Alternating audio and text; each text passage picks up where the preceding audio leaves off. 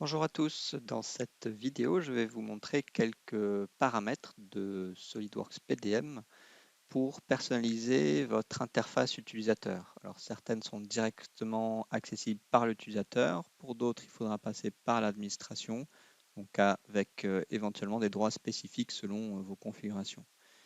La première chose ici, je suis en PDM 2021 et en 2021, la nouveauté par rapport aux versions précédentes, c'est d'avoir quelques boutons accessibles ici. L'utilisateur a le choix d'en rajouter quelques-uns ou d'en enlever ici parmi une liste qui serait prédéfinie par l'administrateur. Par exemple, si on ne fait jamais de copie d'arborescence, on va pouvoir enlever le bouton. Côté administration, on va pouvoir rajouter des boutons et là où ça devient intéressant, c'est que par défaut, par exemple, on n'a pas le change state, le changement d'état. Dans l'administration, dans votre coffre-fort, on va faire un clic droit sur la branche utilisateur, puisque ce sont des paramètres des utilisateurs. Ici, on fait un clic droit sur la branche utilisateur, c'est-à-dire qu'on change les paramètres de tous les utilisateurs en même temps. C'est un conseil de toute façon que tout le monde, tous vos utilisateurs devraient avoir les mêmes paramètres pour avoir une cohérence dans le comportement de PDM. Ici, on va aller dans la barre d'outils accès rapide. C'est bien cette barre d'outils-là. Et on a quelques actions à faire en plus, à ajouter en plus. Moi, par exemple, j'aime bien avoir changé l'état. Ça évite d'aller faire un clic droit, d'aller chercher dans modifier ou ailleurs. Et puis, nouveau dossier également. C'est des actions qu'on crée, qu'on fait rapidement. On peut aussi réorganiser, enlever des actions qu'on ne ferait jamais ici, par exemple. On va faire un petit OK. Le message alerte qui nous dit attention, on va écraser tous les utilisateurs. Pour voir le résultat, on va se déconnecter et se reconnecter.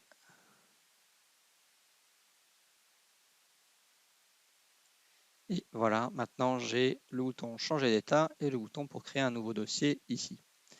Autre nouveauté 2021, c'est la recherche rapide qu'on a en haut à droite. Lorsqu'on clique dedans, on a un historique des recherches qu'on a déjà faites. Et lorsqu'on clique sur la petite flèche, on a quelques options pour rechercher par exemple dans tous les dossiers ou les dossiers sous-dossiers et ainsi de suite.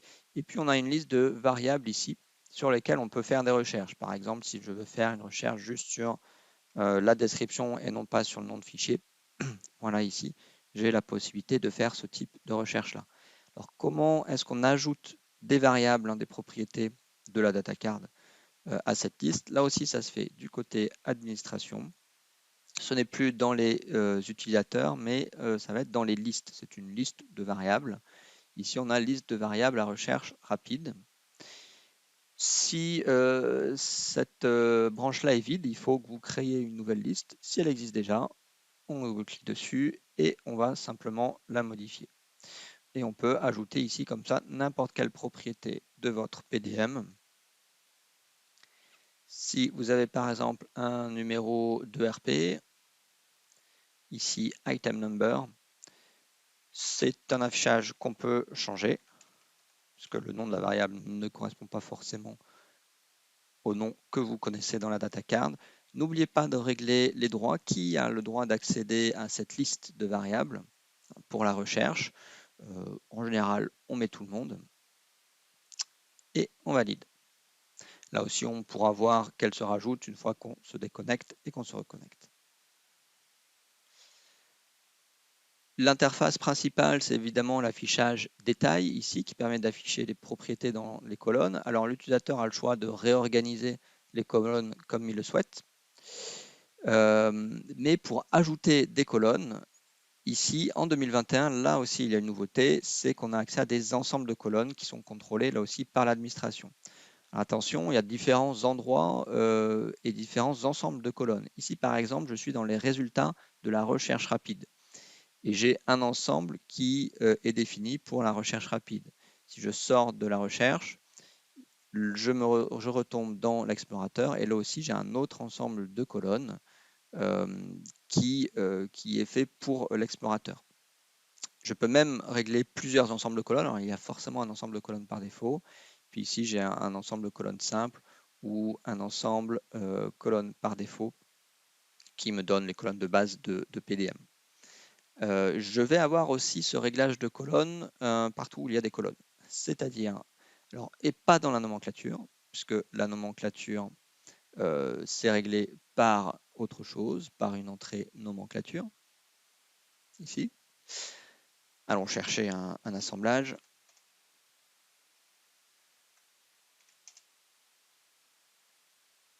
Ah oui, dans la description, voilà, ne pas se faire piéger par ces filtres de recherche.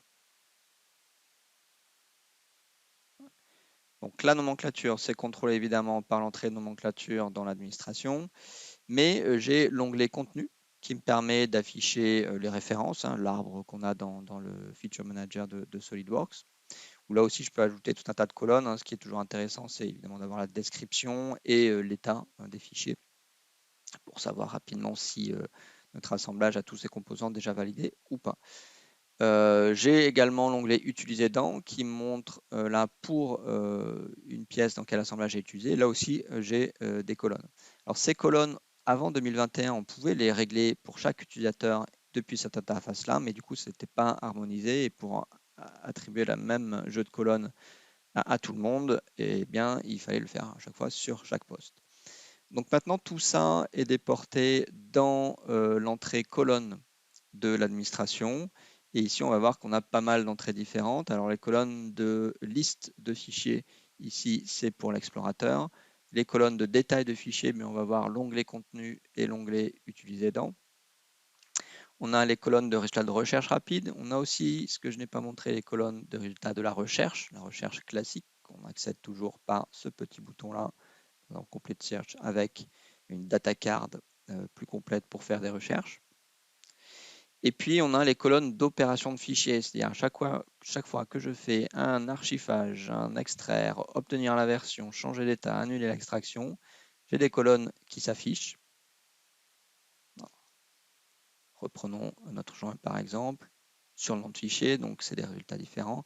Dès que je fais extraire, c'est un contre-exemple, évidemment, puisqu'ici j'ai une seule pièce, donc j'ai aucune fenêtre qui s'affiche. Mais si je fais archiver, voilà, ici j'ai les colonnes, et là aussi je peux ajouter des informations comme par exemple l'état du fichier. Pour le changement d'état, même chose. Allez, on va réarchiver ce fichier pour faire le changement d'état que j'ai rajouté dans la barre d'accès rapide. Direct approval. Et là aussi, je peux ajouter des colonnes. Et l'intérêt quand on fait un changement d'état, c'est bien sûr d'avoir l'état actuel et l'indice de révision. Donc tout ça se règle par l'administration. Allons voir dans changement d'état. Ici, j'ai une fenêtre un peu plus complète dans laquelle je vais choisir mes variables. Donc si je veux ajouter une information, à nouveau l'item number, je vais pouvoir le mettre ici avec un nom spécifique. Les largeurs, mais tout ça, c'est réglable par l'utilisateur. Pareil pour l'ordre. Si vous avez mis un peu le bazar dans vos colonnes, vous pouvez réinitialiser les colonnes sur les colonnes par défaut, hein, puisque quand on fait changer l'état, on veut aussi voir le type de fichier, le nom de fichier, les avertissements qu'il y aurait sur les changements d'état pour comprendre pourquoi est-ce qu'on ne peut pas faire un changement d'état, et ainsi de suite. Donc voilà, tous ces réglages de colonnes qui sont une nouveauté 2021 pour l'onglet contenu utilisé dans et l'ensemble des fenêtres qui s'affichent d'archivage et d'extraction. Autre endroit que l'on peut personnaliser en termes d'interface, c'est tout simplement le clic droit sur les fichiers. Alors dans le clic droit, on a beaucoup de choses. On a déjà toutes les actions par défaut de Windows, hein, ça c'est pas du PDM. Et puis ensuite, on a toutes les actions de PDM. Et cet emplacement-là, cette section-là est personnalisable dans, là aussi, l'administration. On va retourner à nouveau dans les paramètres utilisateurs, puisque c'est à cet endroit-là que ça se passe. Nous avions tout à l'heure vu la barre d'outils d'accès rapide. Et maintenant, on va regarder les menus. Et ici, on a les menus contextuels. Alors attention, menu contextuel d'arrière-plan, c'est lorsque je fais un clic droit dans le vide. Alors pas dans la recherche, évidemment. Voilà. J'ai les menus contextuels sur un dossier et les menus contextuels sur les fichiers. Donc si je vais voir les menus contextuels sur un fichier, on va retrouver une section qui sont les commandes du système d'exploitation Windows, les commandes non PDM qui viennent aussi de Windows et d'autres applications comme 7-Zip ici dans mon cas, et puis les fonctions de PDM. Et là aussi, bah, je peux rajouter des opérations. Alors, si je n'ai ou en enlever. Pour les branchements, par exemple, si je n'utilise pas l'outil branche, bah, c'est quelque chose que je peux enlever. Et puis, par exemple, dans le clic droit d'arrière-plan, je vais par exemple ajouter ici l'accès, bah, pourquoi pas, à l'administration. Et je peux réorganiser tout ça. Je vais également ajouter le hors-ligne.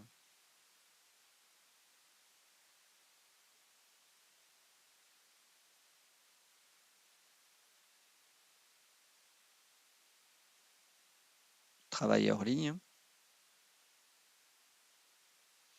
Des choses que je fais habituellement et que j'ai souvent du mal à retrouver dans les onglets. Et par exemple, vider le cache local. Voilà, toutes les actions un peu spécifiques. On peut également aller jusqu'à personnaliser les barres d'action, modifier, afficher, outils qui sont là-haut. Je ne conseille pas forcément de personnaliser tout ça, parce qu'après, quand on vient au support derrière ou quand des nouvelles personnes arrivent chez vous et qui connaissent déjà PDM, vont être perdus si vous avez absolument tout changé. Voilà. On va se déconnecter et se reconnecter à nouveau pour voir les résultats.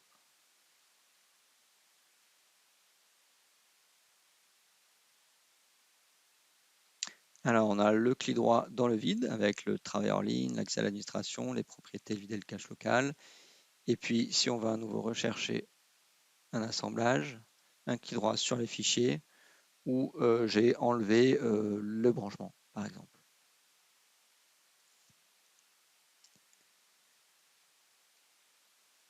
Enfin, une dernière petite chose que l'on peut personnaliser, à nouveau dans les paramètres utilisateurs,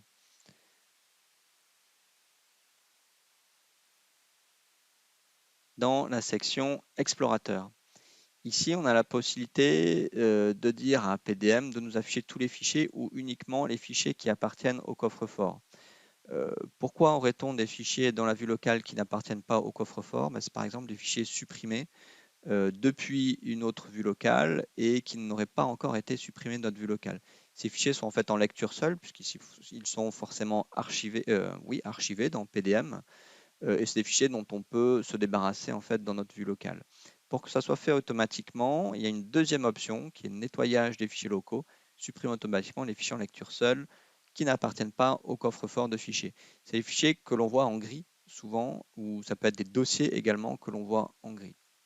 Voilà, il y a différents scénarios qui peuvent arriver à avoir des fichiers en gris locaux uniquement qui n'appartiennent pas au coffre-fort. Dans tous les cas, c'est des fichiers que l'on peut supprimer car ils ne sont soit déplacés, soit supprimés de PDM. En ce qui concerne l'interface, on a également des petites options ici, comme afficher les noms d'utilisateurs complets, et pas seulement le login, lorsqu'on survole un nom d'utilisateur ou dont la colonne est extrait par. Et évidemment, en ce qui concerne l'interface utilisateur, chaque utilisateur peut choisir sa langue. C'est aussi d'ailleurs une nouveauté de 2020, je pense, où chaque utilisateur a accès au changement de langue directement à cet endroit-là. Une fois que la langue est changée, il faut redémarrer le poste pour être sûr que tout est bien repris en compte. Voilà pour un petit tour de la personnalisation de l'interface de SolidWorks PDM. À bientôt pour de nouvelles vidéos.